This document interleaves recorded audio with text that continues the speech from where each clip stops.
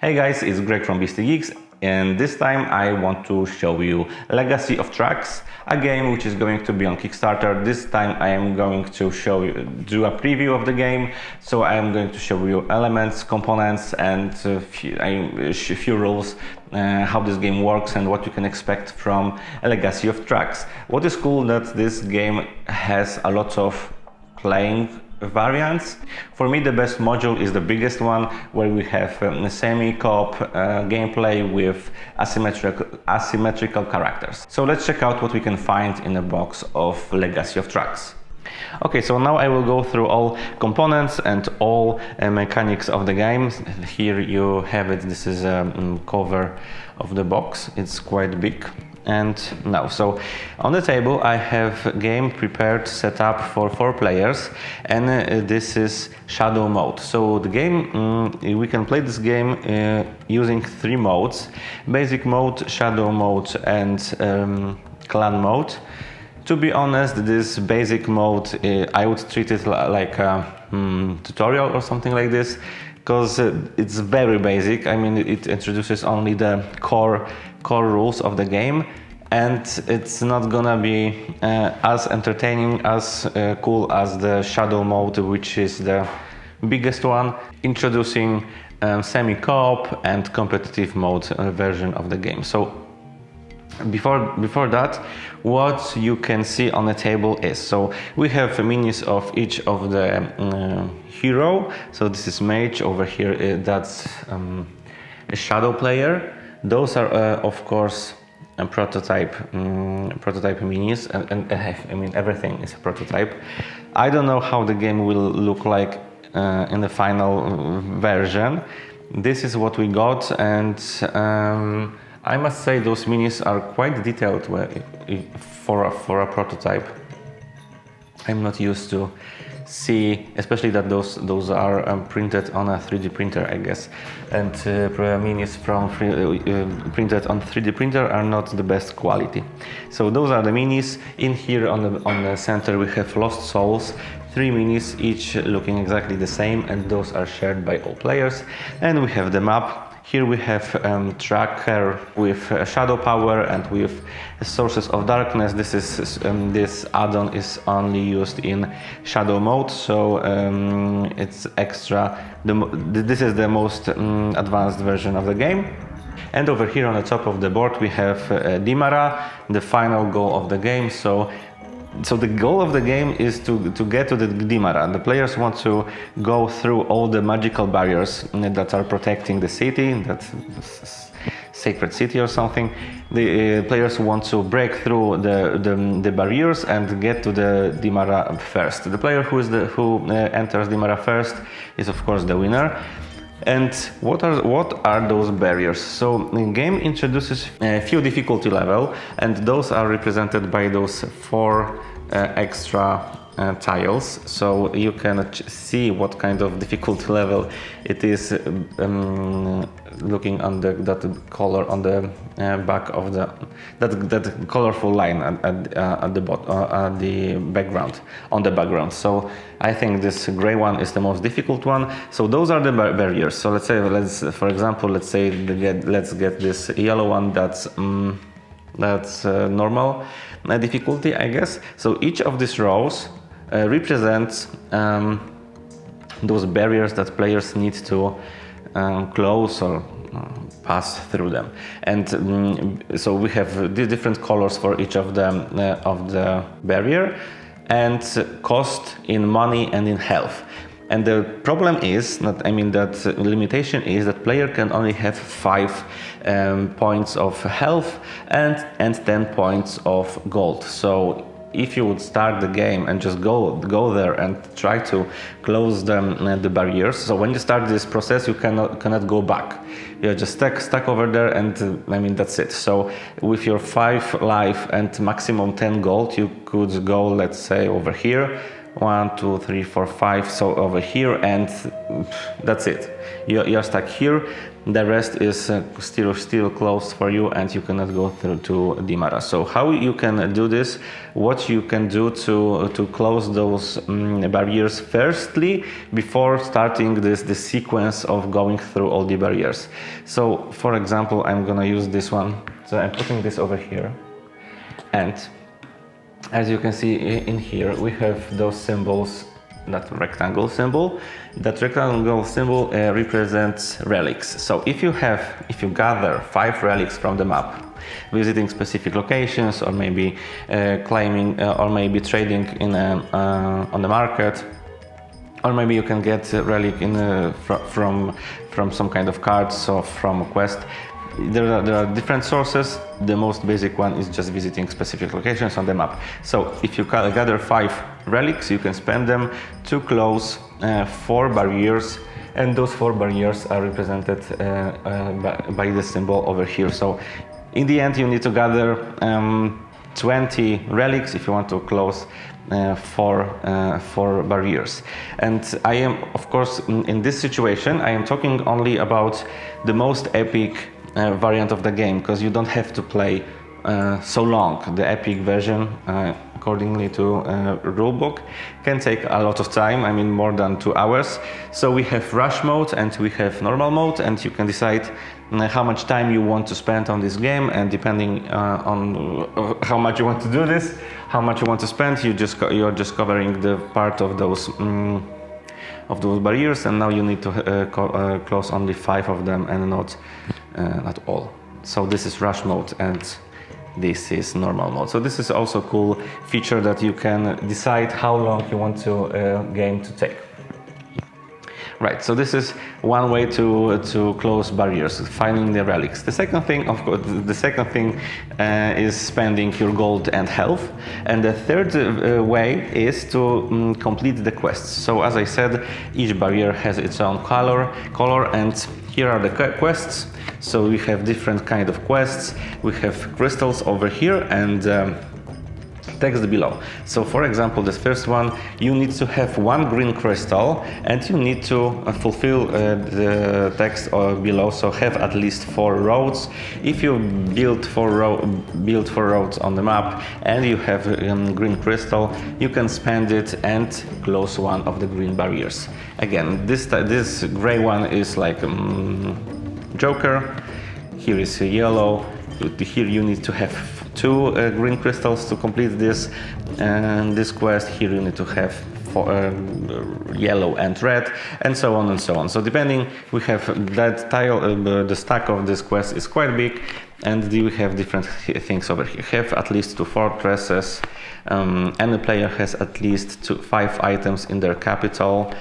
Capture a castle through a tunnel during this turn. So different, those quests more or less are just encouraging you to do different things in a game, and this is very strictly connected to actions that you can perform. So this is another way to close those barriers. So this is the goal of the game, and main mechanics, your things you need to do to get to the end. So now let's go through those three modes. As I said, the basic one is, for me, the tutorial. It introduces the basic core mechanics. So this is more or less that you are just getting a miniature. You don't have your board, you don't have your cards specific for your character. Everything is just super plain, and you are like on the same, starting from the same level. Everyone got the same amount of cards, the same cards. You don't have anything specific for you. So this is the basic version of the game, and of course you are not using the shadow mode. The shadow powers are not used in the basic mode. The clan mode introduces clans, and this is the element that introduces that asymmetrical aspect of this game. So when you're playing with clan mode, every player gets this board for each of the characters. So here we have this mage, here we have engineer, here is warrior, and here is shadow. So what do you have on those boards. First of all, every character has its own unique skills that you can unlock by thanks to those actions that you can perform once per turn. So Mage will get 1 point over here every time he receives a relic, or I know Engineer will take receiving a crystal, and that's the way that he can earn those points that will unlock another special skills for this class. So this is one element that is introduced in a class mode, in clan mode. The second thing is that your combat power is increased depending on where you're standing. Every character starts with different starting combat power. So Mage starts with 3, Warrior starts with 4, and this Engineer is looks like the weakest one. He only gets 2 starting power plus the amount of controlled cities. I think this is the city, and that's his combat power, and that's also extra location modifier. So if he's standing in the city, he also gets extra 3 combat power, and it differs depending on character. So this is the one element. And the second thing are those cards. So as I showed you, every character gets the deck of cards specific for this character, and those skills are unique for this character. So for example, here you have this is a deck of Engineer. He is building the roads, and he can receive 3 gold, and again build a road. When another hero captures one of your locations, he loses 1 health point and 1 gold, and while you received 1 HP and 1 gold. Again, builds road. So as an engineer, as it's on par with the class, he's Engineer, so he is building the roads. A Mage is focusing more, I think, on the crystals, or maybe a copy of an effect. After a battle, you can use any blessing, while you can after battle your opponent can't use any blessings, while you can use 2 blessings. When your hero or lost soul stands on the market, take 1 item, receive 1 gold from the supply, and relic, crystals during battle. So as you can see, he is more focused on the battle, and he gets relics and crystals from a different relic from different places on the map. So this is a Mage, and for example Warrior, I think he will be capture a village. Just simple, just like that, he captures the village. You lose no HP when you capture a castle. So he's totally focused on capturing and fighting. Capture a fortress and receive 1 gold. So the most powerful, aggressive character. And the final one, that is Shadow Player. And Shadow Player doesn't get those cards. Those cards are used only in Shadow mode. So I'm gonna show you them when I'm going to say something about Shadow mode. So those are the characters, and this is the clan mode. So this introduces this asymmetry, and I think adds depth to the game. And the final mode, Shadow mode, as I said, this is for me the most entertaining, because one player is playing as a Shadow player, and the 3 other players in the maximum of 4 are playing together to They're competing with each other when it comes to getting to the Dimara, but together they can suppress those all actions performed by the Shadow Player, and the Shadow Player gets the completely different goal, because Shadow Player doesn't want to get to the Dimara. Shadow Player wants to stop other players to getting to the city. And the Shadow Player is the most powerful. That's it. So what is the difference? First of all, Shadow Player gets this shadow power every time he earns 7 or 8 shadow powers. I don't remember. He can also, I'm not sure, he can get one of those cards. So it's only few of them, but they are very powerful. So let me show you what they can do. Capture every castle. So just that player can just use this card and capture every castle that is resources on the map, and I think there's 3 of them, and it's not so easy to capture them. The game ends 1 day earlier, so it's just shortened and how the game is, how long is the game. All clan players discard 2 cards, you choose randomly from them. Going through magical path costs extra 2 golds. Remove all items from the relic and mine locations. Very, very powerful actions that can be harmful to those 3 other players trying to get to the Dimara. So this is the shadow power. The second thing what the shadow player can do, they can let's say cast curses on the players. So as you can see over here, maybe I will take it.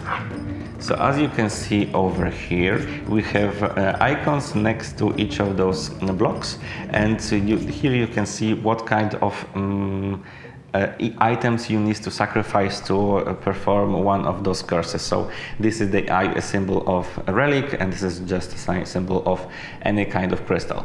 And what you can do, so for example, if shadow player will sacrifice 1 relic and 1 crystal, he can or she can capture a location owned by shadow costs +1 gold, which is paid to the shadow. So not so bad, but maybe this one.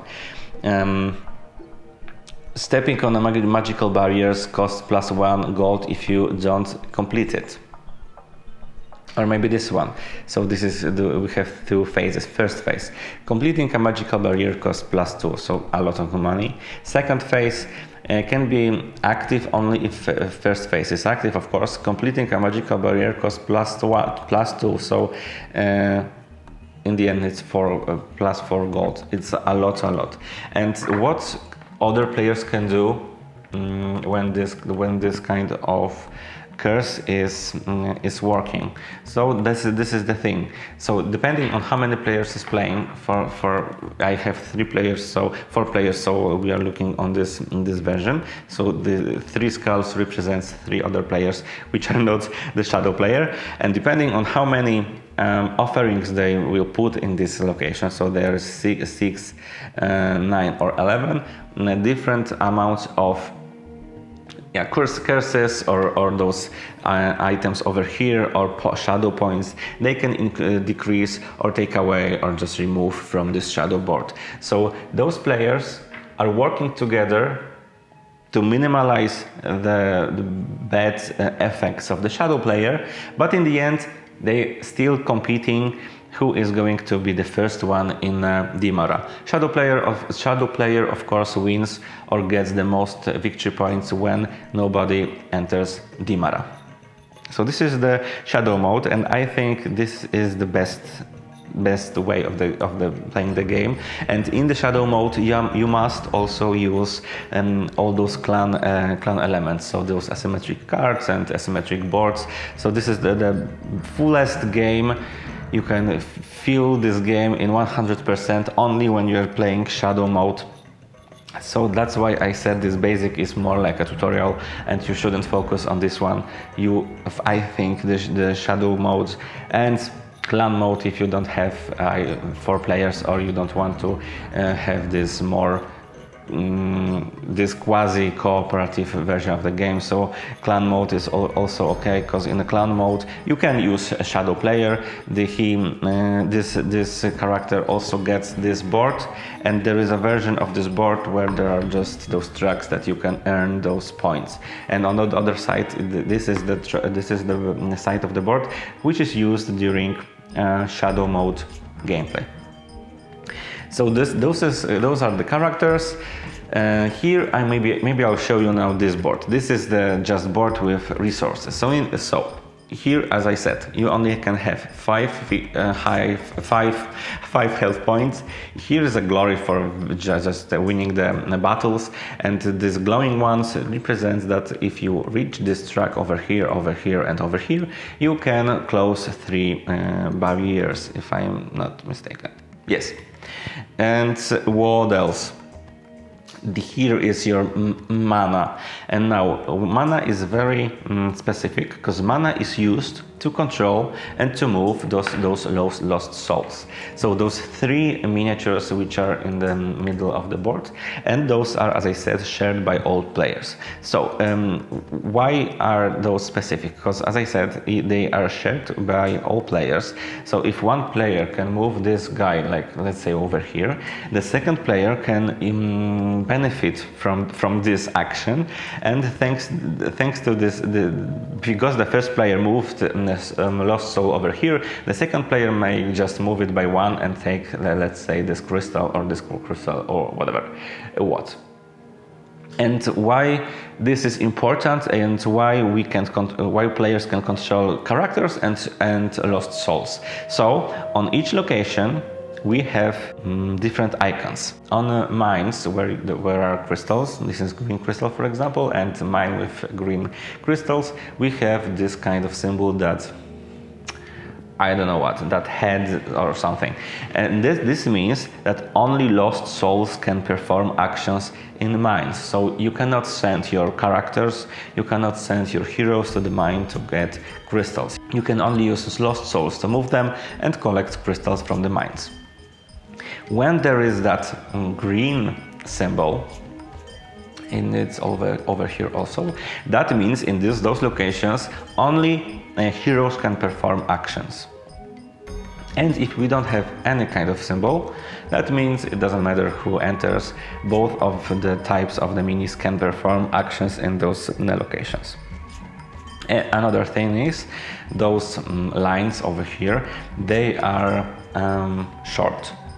And in situation like this, we have 3 short lines. So this means that distance between this location and this location is 3. So if I am traveling on this by using this road by my character, I need to spend 3 gold to move over here, because there are 3 steps of this road. But if I am controlling a lost soul and I am moving from this location to this location, I only need to spend 1 mana. That doesn't matter how many steps there is. I just need to spend 1 mana when I'm moving my lost soul from one location to another location. So this is another layer of strategy in game, different locations and different characters, different minis can perform different actions in each of those locations. Now, next thing. So I already told you about mines, I told you about the Dimara. So what the other kind of locations we have? So of course we have towns. Players can get the town just paying 2 gold. They are just putting a banner over here that the city is taken, and when the village is captured, when it is taken, you can get one of those cards. Those are special buffs that are very useful. So here we have villages, we have castles where you can get cards used during battles. We have special tunnels that you can use that tunnel to move to your capital or castle. We have temples. In temples you can get quest cards. Temples are over here. This is the location. Lost souls are standing on the temples. We have fortresses, so it's like this. Yeah, this one. Fortress grants you 1+ glory, and as I said, you can get in the end. You can close 3 magical barriers when you are reaching different specific thresholds on your glory track. Here you can get relics. In mines, as I said, you can gather those crystals that are used in quests, and so on, so on. In armory, you are going to get battle cards. In armory, you are getting battle cards, and in castles, you are getting your cards specific to your character. In marketplace, you can exchange your items with items available on the market. Using portals, you can just travel around the map. In the healing wells, you can heal your wounds. In source of life, you can get specific cards, which is I guess the most powerful skill in the game, because you can only own only 1 card. If you are getting the second one, you need to discard one of them. And for example, complete a magical barrier if you have used at least 5 battle cards. So those are like achievements. Maybe you can convert your silver to gold, because there's also one extra resource. It's silver. So when you're going to get 10 golds, then you are going to get silver, and silver is like a lesser currency because you cannot use silver when you are traveling on the roads. You need to pay with gold. And I think two final mechanics. So building the roads. I'm constantly talking about the building roads, and I didn't explain what does it mean. So first of all, you cannot build the roads on red roads. On red routes. And what gives you that building road? So for example, if purple player would build a road over here, so 2 pieces of the road, he can travel this distance for free. And each player other player who uses his road, that player gets extra 2 gold for 1 gold for each road of each of his road used by any other character, any other player. So those are the roads. Thanks to them you can move quicker and for free, and at the same time you can get more gold if other people are using your roads. And final mechanic in the games that is combat. So as I said, every player starts with different level of this combat power, starting combat power, depending on the fortresses and so on and so on. You are counting those numbers, and in the end, final element of the combat are those combat cards. You can use them, and here we have numbers like I think inside.